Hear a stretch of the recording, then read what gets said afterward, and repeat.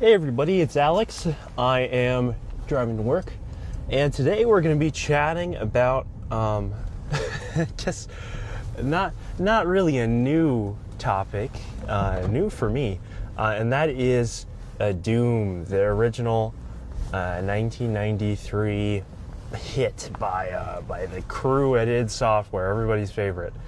And I had never played Doom before. I've been on like a little, little kick of I got a new job. I've been having some more time to just listen to podcasts in the car. I listened to just like a really long talk with John Carmack and Lex Friedman. And I got interested in going back and seeing Doom because it is one of those big foundational games, right? From a technical perspective, but then also from it's where a lot of the DNA of the modern campaign-based first-person shooter comes from, and I really didn't know that. I thought a lot of its contribution was mostly in that tech, in that first-person perspective. But I was after playing a couple hours of Doom. Now I know. Now I know just like how much of that has made its way into the rest of gaming. So, I hope this. If you're super familiar with Doom, maybe the beginning part of this podcast isn't for you. You can go skip around because I'd like to cover just some like interesting observations about what from Doom stuck around, what didn't. In a lot of like FPS games in the later 90s to 2000s to now, as well as just like an analysis of the actual design of Doom itself, of like looking at what really worked, what didn't, and maybe seeing if there are any good takeaways we can get from the game for our own fun game design projects, all that good stuff. Okay, all right, let's get into it. So Doom, right off the bat, like obviously, like this is one of the very first-person shooter games, first-person shooter like action games that is really going around, and it's incredibly fast-paced with the movement, the ability to look around, shoot guys. You have, even like versus, if I were to look, the lineage that I saw immediately when I was playing Doom was, oh my God, like this is not only Half-Life 0, right? But this is Halo like -3 of like that is what's going on in this game. It's not just the graphics, right? It's like the variety of enemy designs. It's the level, the story. All of this is just so familiar, and I guess that's a testament to the success of Doom, that you have multiple major FPS franchises that are wholly inspired, top to down by it. So if you look at just the story of Doom, right, and this is all like kind of incidental, but Doom is this I guess originally 3, but then became 4-act sort of episodic structure, where you start out, you're on the base on one of the moons of Mars, as just a space marine, starting out with a pistol, slowly getting your other weapons. There's been a teleporter accident, and let me know if that sounds familiar. That opens up a rift to another dimension where you have like hordes of alien demon monsters showing up, taking over the your big like industrial research facility, and slowly corrupting it, turning it into their home, right? Their base. And as you go along, you transition from seeing a lot more, like technology and military stuff, slowly things are converting over to like these organic hallways and fire and brimstone as you make your descent into hell to fight off the head of the alien invasion, right? And that is literally just that's literally Half-Life 1, almost to a T. You have, and then if you look at like Halo 2, like it's incredibly similar, and all of the things, all the staples of these FPS or like single player focused experiences, they have the camo pickups and the overshields, the super armor that keeps going is that's the HEV, right? And like I think I'm showing my cards here of like which FPS games that I kind of grew up with and played the heck out of and have this like deep fondness for, but these are also like obviously these are foundational games in the FPS genre, and it's just astounding to me how much of their identity they owe to Doom, even if like the enemy variety, which I think in Doom is like it's there, and I think they're doing the best with what they had available, but it is still it's very evocative of like a Halo or Half-Life, where you have this like kind of smallish core of main enemies that you're fighting throughout the whole campaign that are sort of like mixing up the gameplay in one way or the other. I think in Doom there is a lot more limit to how much that can go, and that's because I think the technology of like the enemy movement is very primitive,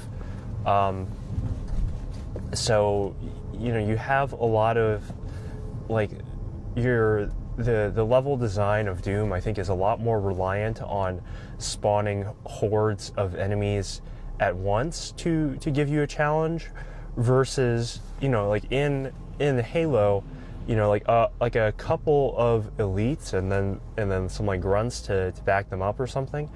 On like the harder difficulties are that's a substantial challenge, right? But to give you like a substantial challenge in Doom, you're spawning in like a cacodemon, and then like 20 assorted like imps and demons and shotgun guys, right? And that becomes like and then making it difficult for you to maneuver becomes like the most deadly part of doing an encounter in that game. Of like, I found myself like the times where I was dying the most, that wasn't just like when I accidentally rocketed myself in like a little like tiny hallway, were the times where I was kind of just dropped into an arena, and I was running out of space to maneuver because I had a bunch of like the big bull demons sort of group up on me, and then the usual strategy of just kind of like sprinting around and strafing around the room becomes less viable, because you're being boxed in, you're constantly getting cornered, and these demons are coming from so many different sides that you can't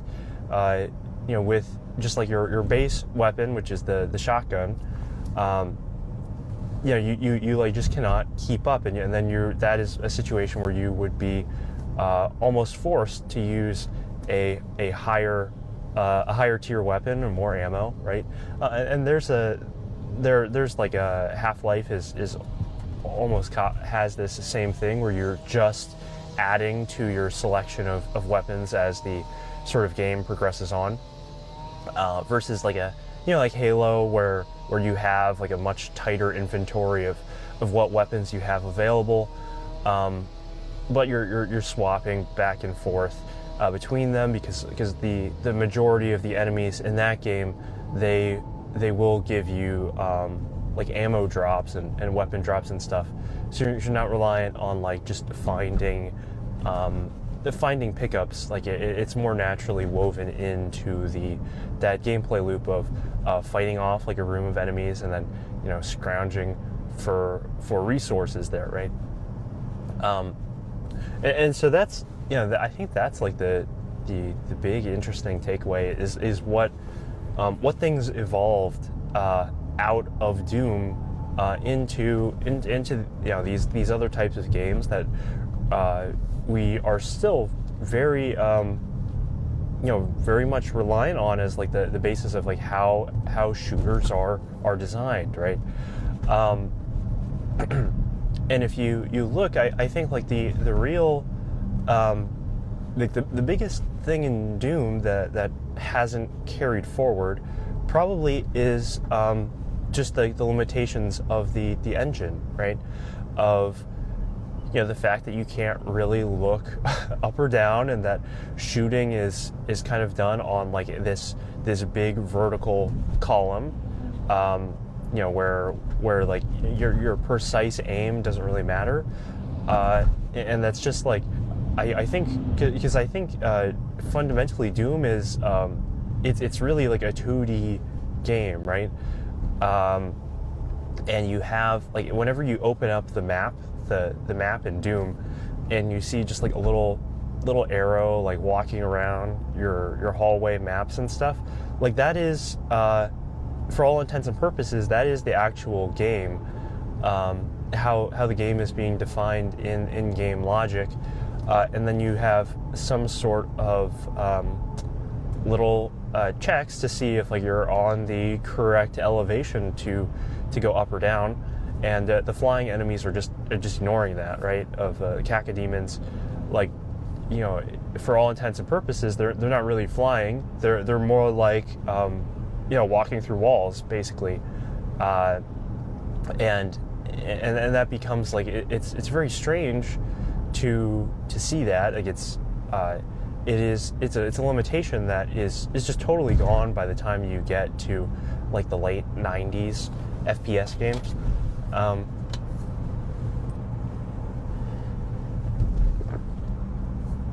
But even so, there's a lot of like good ways that is that is used, and I think a lot of it comes from like you have if you have a bunch of imps, you're able to like scroll them away in like a little alcove somewhere, or the level designers are, and they're able to pelt you with fireballs and all sorts of stuff. If you just like walk blindly into a huge room, you're gonna get a couple waves of crap thrown at you from those guys up there. But it's more fair because you have just as good odds of hitting them as they have of hitting you, because of the lack of verticality in the aiming, and because like the hitboxes of everything is so big and so generous,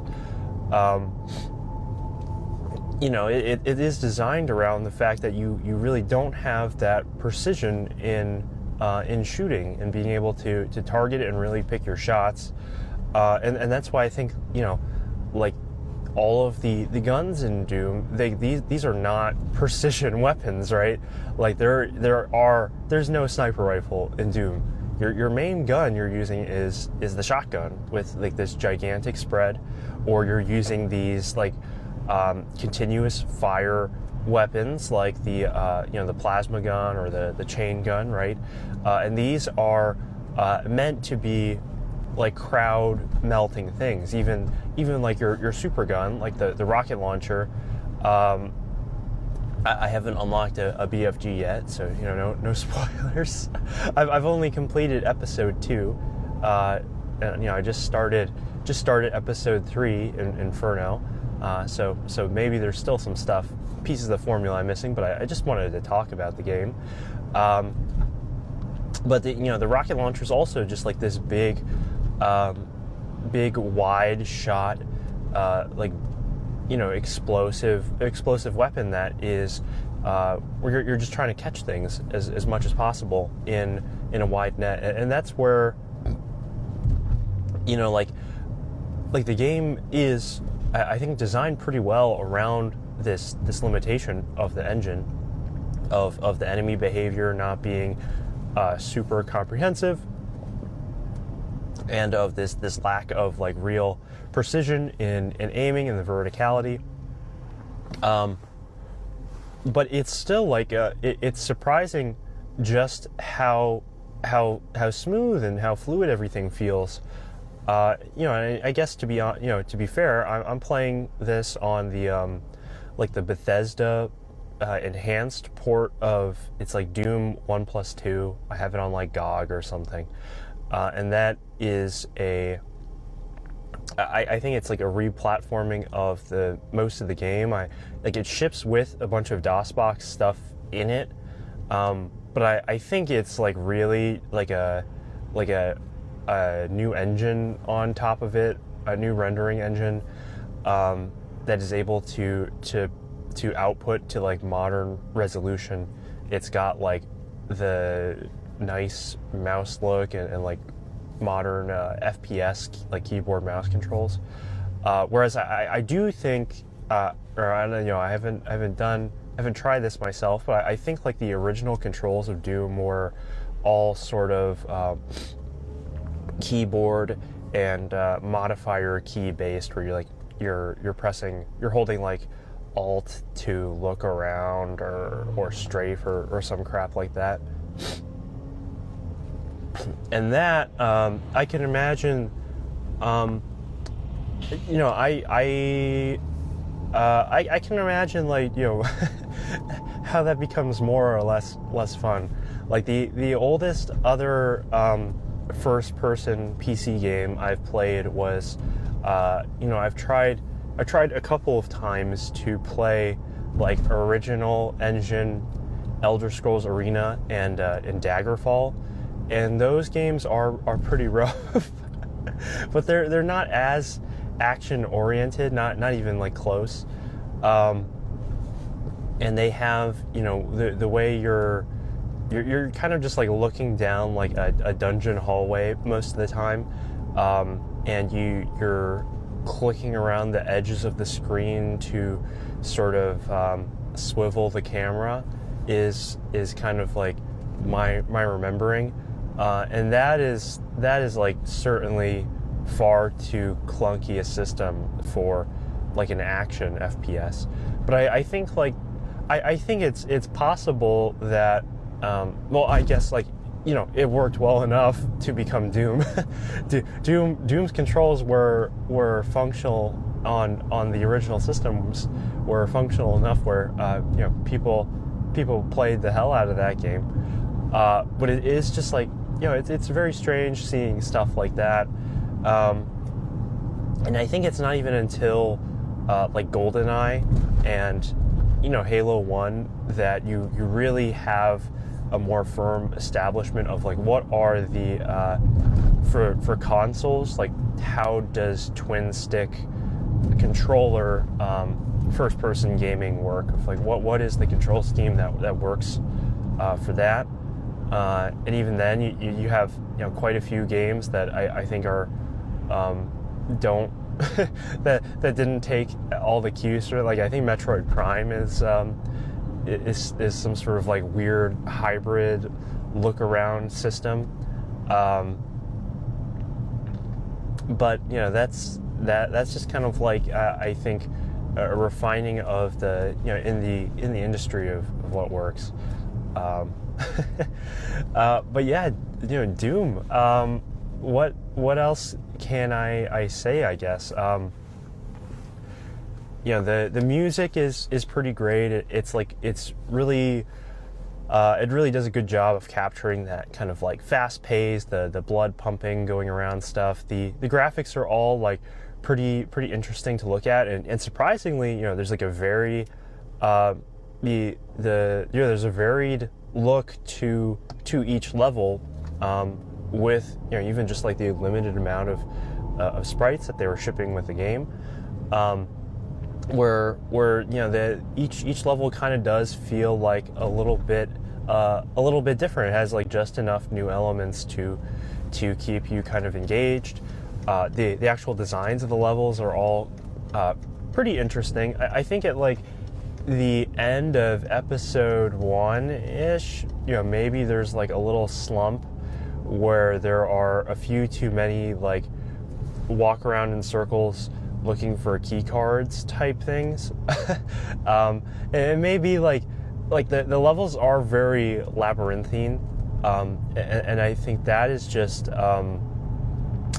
because like that's like something that older games were doing a lot more before you get like true 3D level design. Like you could just, it's very easy to just like grab your grab your Dungeon Master's Guide and start rolling Appendix O or whatever it is I think it's Appendix D to randomly generate a dungeon. I think O is like the wilderness generator, and like that's like how Daggerfall looks, is just like this incomprehensible maze of hallways and rooms to nowhere. I guess that's backwards. Room hallways to nowhere, without like as much consideration for like what is this space supposed to really be. And I think a lot of the levels in Doom, they're interesting to traverse. They have like enough good ideas, like where there are memorable moments of like I'm just thinking of like a couple of arenas that got dropped into, like the first time you're starting to see some of like the hell textures show up, and like it's all creepy, like big red hallways and stuff. Maybe like even every corner where there's like a hidden cacodemon, you're like, oh snap, or one of the barons of hell, and you gotta like take a couple steps back. And then that that cyber demon boss fight level was pretty cool, even though like it's a very plain like looking arena. I think just like that encounter and being able to really just unload with hundreds of rockets is just so memorable and such a change of pace from like the rest of the game that is like a pretty cool one. Yeah, so the levels are good, but I think like there is something to be said for like the lack of from level to level, like and from like just walking around, there's kind of a lack of you do feel like the lack of like there's no friendlies, there's no kind of story going on in the middle of this level. And that is incredibly different from those later shooters, right? Of like, imagine walking around a Halo level and there's no Cortana. Like, what the hell kind of Halo game would that be? Halo 5, I guess, but I guess there's a reason no one likes that one.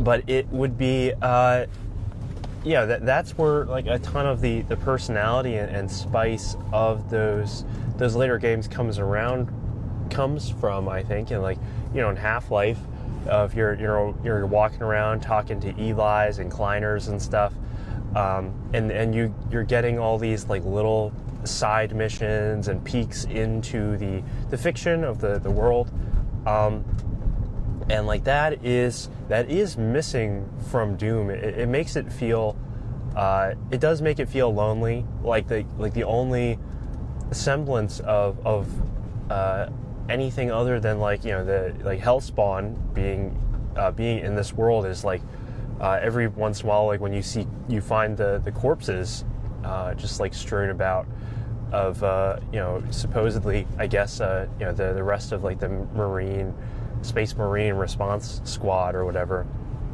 And that is pretty interesting. But it does make it so that a lot of the levels, even if as labyrinthine as they are, ultimately I think are more linear experiences, where the real divulgence in like a playthrough, if you were to, and I could very easily see like people playing through these levels multiple times, because they're just so fast paced that you're just going to go through them.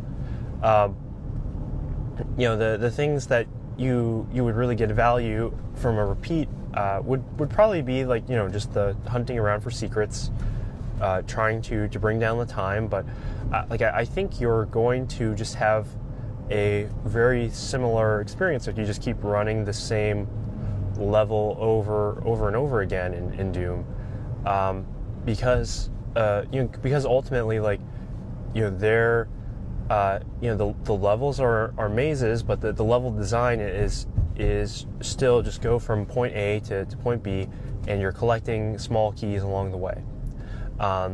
And like it's like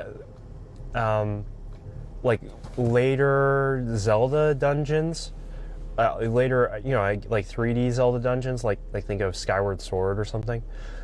Like those dungeons are also like you basically are just traversing them in that one set order, and then there's only so much variety you can get, because there's just like not as many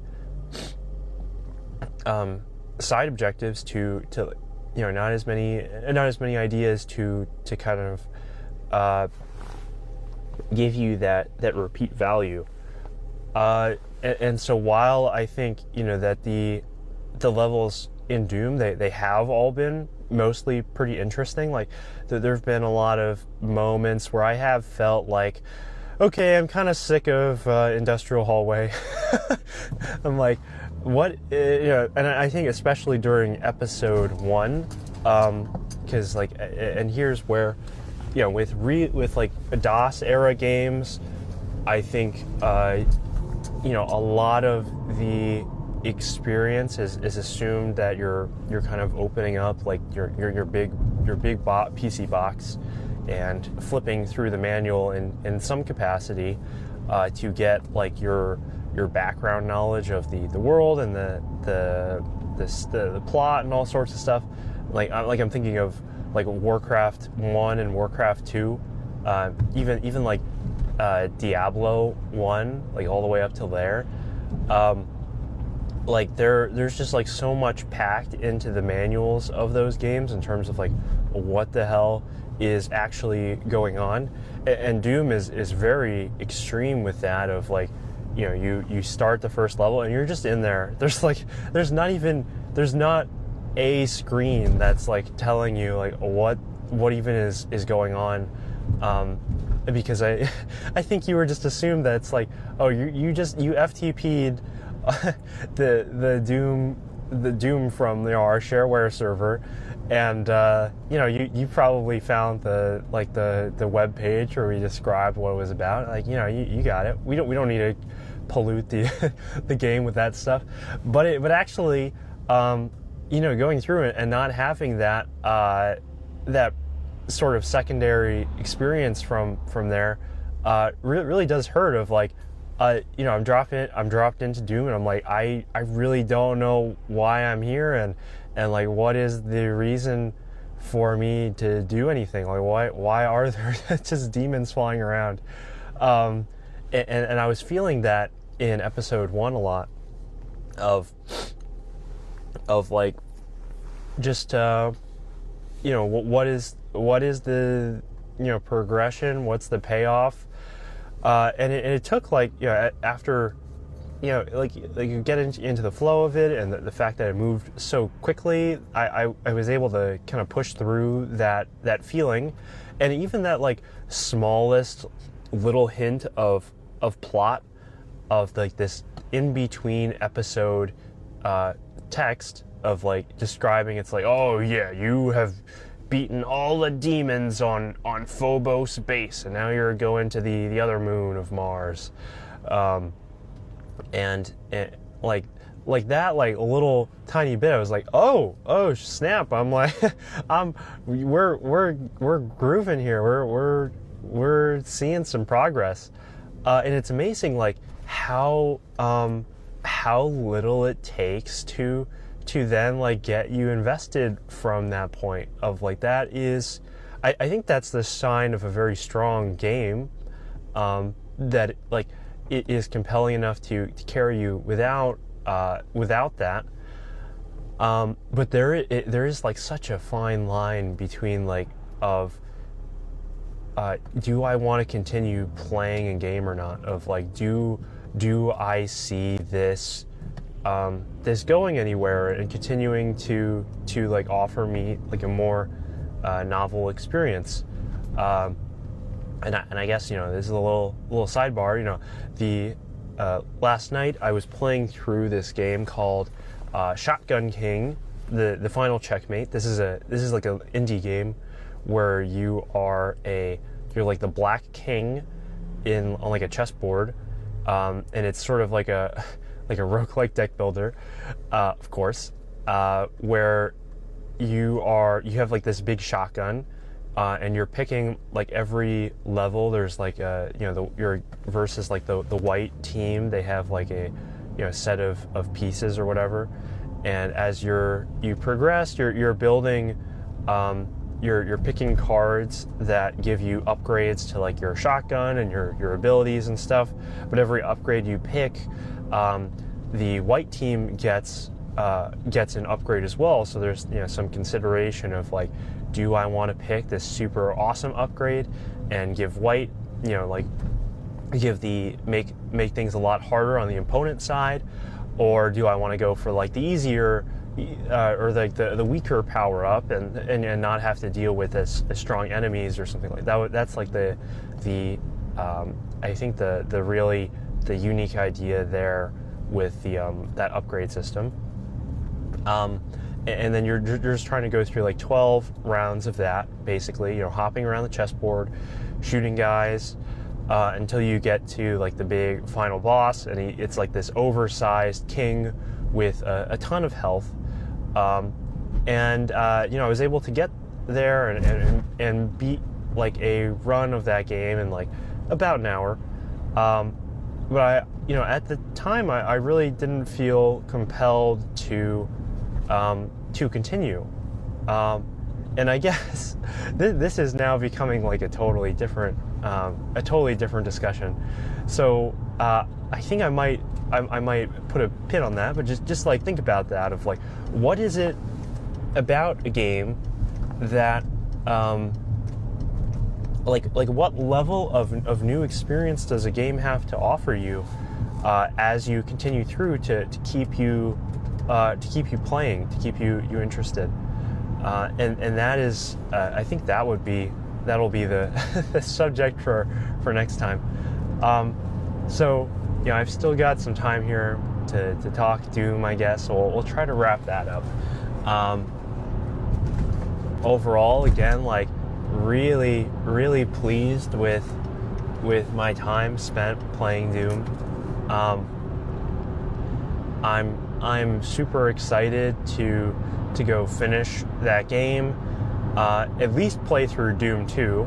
I don't know, and there's another. I don't know about all like the other level packs and other episodes that ship with this Doom 1+2 version. It ships with like Final Doom and like a bunch of other crap like that. I don't know well enough like whether those are really like what I'm walking into there, if those are experiences that are compelling enough for me to want to go in and see them through, if like the quality is still there. I think I've heard like the unique parts of this port of Doom are like the very last couple of level packs are like brand new to it, and those are supposed to be by John Romero for the like anniversary of Doom or something. And you know, that sounds like vaguely interesting, right?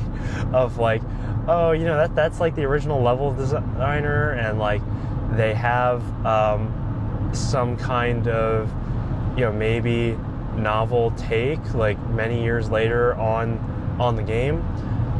But also, like, you know, after I've beaten like Doom 1 and Doom 2, that's like 65 maybe something levels of Doom, of like the original, of this original Doom engine. Am I gonna be in the hole for another 100 or so after that? I don't know.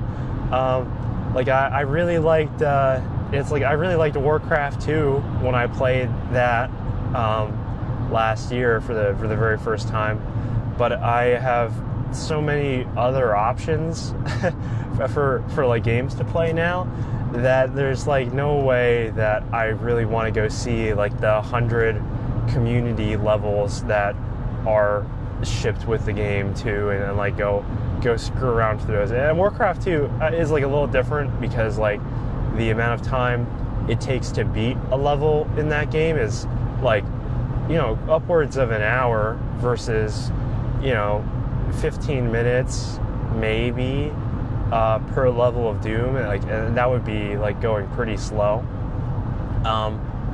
So, you know, it remains to be seen.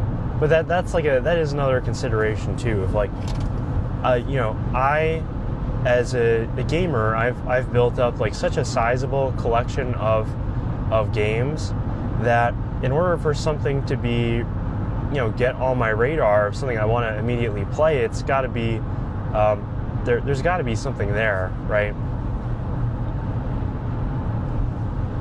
And to like continue playing after, you know, kind of like the initial excitement wears off too, like that's like another you know, as I grow older, higher and higher bar to meet of like I've got you know, try to value my time.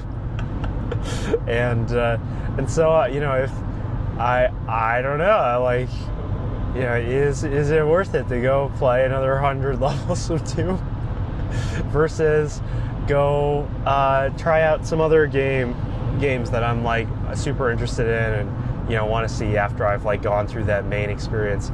It's just like yeah, these are like the things where, like, if you're a kid and this is like the only game you have, I could see like milking endless hours out of a game like Doom 1, in terms of just all the stuff you could do in it. But it's just not something that is as compelling to me nowadays, and that's like a real. I don't know if that's like a broader or a wider trend in the gaming, like the gaming market, the audience of people are playing games. Because just talking to like more like normies, or people who are like the most common like type of video game player I talk to is on that like newest game hype cycle wagon, right? And I think this is like a pretty common phenomenon of people are playing the newest AAA release. They're playing like whatever indie games like go stratospheric and escape containment. They're playing their friend slop. They're playing newest multiplayer game. But it's like heavily biased toward new releases. And so that, you know, if that is like a huge percentage of the market, then the amount of time that your game has to be really viable to that audience is incredibly limited.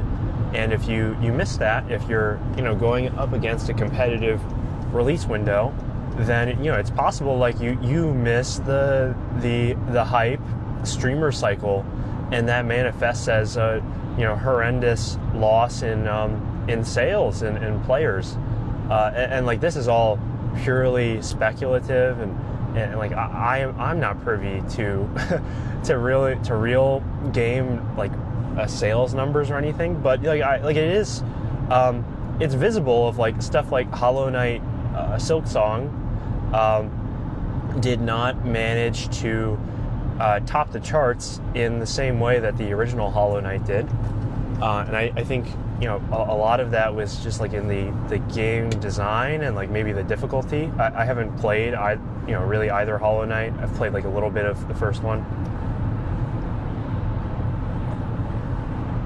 but I remember people were on and on about that game, and Silksong was this incredibly hyped up release that when it came out, it just like vanished like that out of out of the collective consciousness, and that is just like so scary of like the amount of time and effort you can put into a game only for it to just kind of get lost like that. It does make me it makes me sad that there aren't more gamers out there who are and this is actually wow, we were really going off of Doom in the last couple of minutes of this, but I'm like so close to work and I don't want to break apart the video because it's like now it's like a little too late to do so. So you'll just have to bear with me. But like there's like the new release bias in all entertainment is so strong, and I'm always just like baffled about like why people would want to be part of that, because like it's so much easier, it's so much cheaper to and more like and more efficient. I guess this is like you can start to piece together what's wrong with me by the way I'm framing the question, but like if you are going back, if you're not just playing the newest game, not just watching newest TV show, but you're setting your sights like a couple of years ago, even of like what were the really good things that had that hype cycle, but persisted and managed to keep that interest in quality of like that does so much of the work for you in like pre-selecting what are the things worth spending your time on, and it's like very interesting to me like how many people are just not that choosy, or they are totally dependent on what is currently in the in the public interest to make to choose what their entertainment is they consume, but then have like no desire to go back and connect, and that produces just this high volume of disappointing results of things that were hyped, and then turned out to like not stick the landing, to not be interesting. Like think of like a Stranger Things, of like who people were in love with like the first couple seasons of that show, and then it just ended on such a whimper, and now that's just the legacy of it. And people, every time I talk to someone about it, I never watched Stranger Things. I was waiting for it to end before I got invested in it. But like everyone I talk to is like, yeah, I kind of like feel like I just wasted a bunch of time with that show, because it just I had to rewatch it way too many times because there were all these breaks between seasons, and then it just kind of went nowhere, and so it kind of like it just wasn't there. And I'm like, wow, like think of all the hours you spent watching that show, where that you're ultimately just like disappointed in the landing of it, the execution, when like you could have just been watching like any number of things that history has told you, that have stuck that landing, that you can go in and fully know. It's just like a really weird phenomenon to me.